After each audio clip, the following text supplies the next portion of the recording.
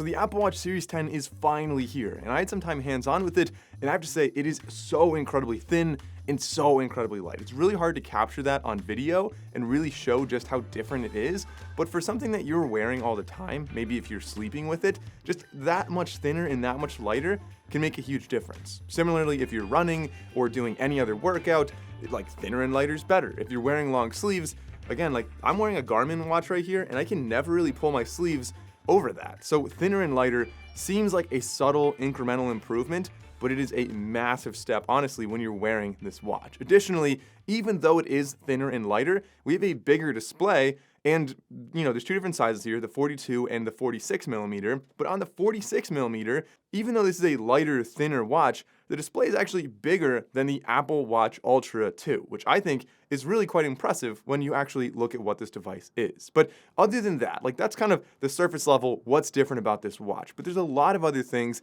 that I noticed that are a little more nuanced. So in this video, I want to go over 16 different things that you need to know about the Apple Watch Series 10. Starting off with the display, like I said, bigger with thinner bezels. But in addition to that, it's also a wide-angle OLED, which offers better off-angle viewing. So if you're running and you glance at your wrist from an angle, you should be able to see it a lot better in daylight. So it's going to be brighter and easier to see from those off angles. Next, the colors that are available for this watch. There's 3 in aluminum, which is no surprise. Aluminum is the standard material for the watches for the past quite a few generations, but it's jet black, rose gold, and silver, and those are starting at $399, and that's with the GPS version. You could always upgrade that to cellular. But what I think is very interesting is the premium version. So typically we had stainless steel, it was a lot more expensive, and with that, you'd always get cellular. That was kind of the standard. But they're replacing stainless steel now with titanium, which I think is kind of a trade-off. Some people really liked the heavier watch because it did feel like a stainless steel watch just feels nice. It feels very premium, but titanium is also obviously a very premium material, and yet it's a lot lighter. So still very strong, but much lighter, and they're offering this in 3 different colors. So no more stainless steel.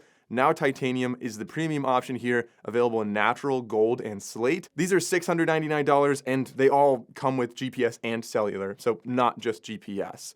Another interesting thing that Apple did here is the back is actually metal now instead of glass. So kind of a subtle change there that most people won't notice when you're wearing it. And the speakers on here, so this is, again, kind of a common theme here. It is a thinner watch, so the speakers are going to be something that really does need to change. And if you look at the older watches, it was kind of just one big stripe where the speaker was, but we have some pretty nice improvements with the speakers here. Rather than that, it's kind of an array of kind of holes. As you can see, it's really kind of tough to capture that on camera actually in the lighting at this event, but this does allow us now also to use the watch as a media player. So I'm not sure when most people would be doing that. I'm sure as I use the watch more, I'll find more use cases, but it's not just for Siri or for answering phone calls. Now, hopefully it's better for those as well, but now you can listen to podcasts and music. Say you're driving, you get out of your car and you want to listen to the rest of the podcast while you're carrying groceries in. It should be able to do that reasonably well, so you can at least hear, what's going on in a podcast. Other than that, there are a lot of cool software things on this watch. The Series 10 gets the Oceanic Plus app. That's a depth app.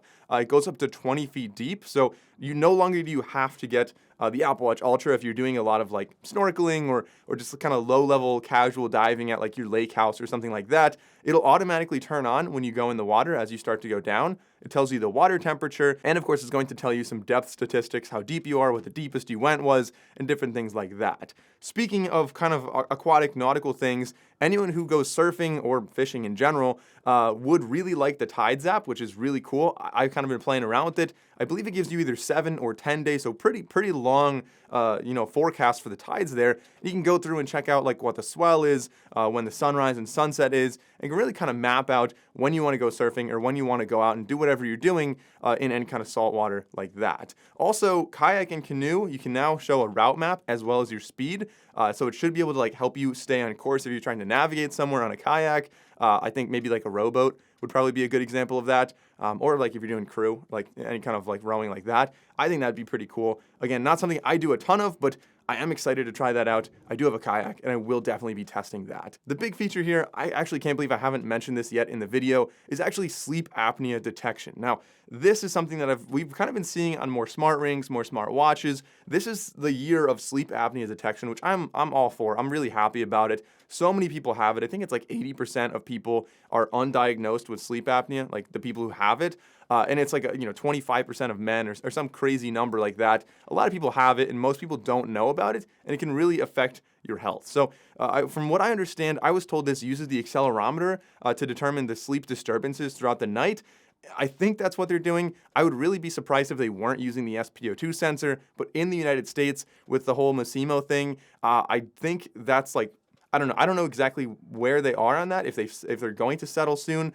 But at least right now in the US, I'm pretty sure they have to only use the accelerometer for this, and maybe other parts of the world can use your blood oxygen levels. Under the hood, we have the S10 that's going to be powering everything on here. Of course, you should be expecting some speed upgrades, a couple new abilities. For example, like it's using more neural networks, so AI basically, to improve your phone calls, meaning if you answer a phone call from your wrist, which already had a pretty good microphone in the past, now it should be even more clear for anybody on the other end.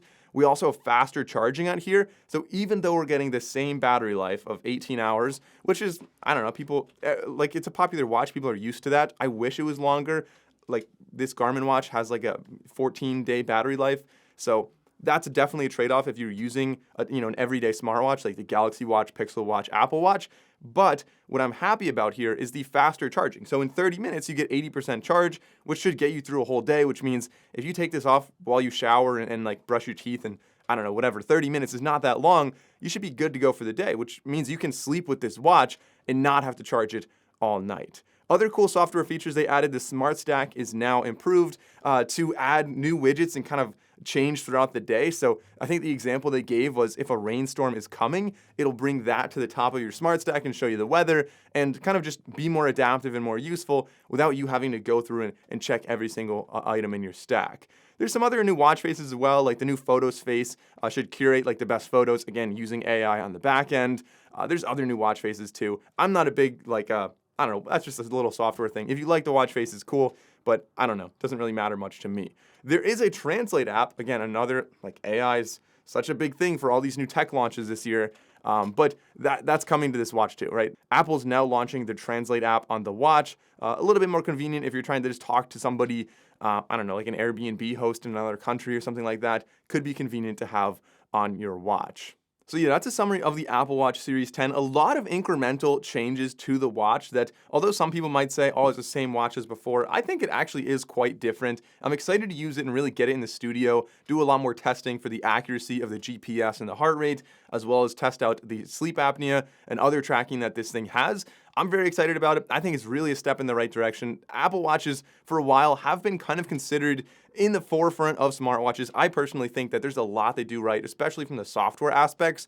And so this just making those incremental improvements kind of keeps them on that front line of smartwatches, and I'm really happy to see that. Otherwise, there is a new Apple Watch Ultra 2. One little kind of note right here. It is kind of the same as all the other Apple Watch Ultras. Like, the only difference is they added a new finish. It's now black.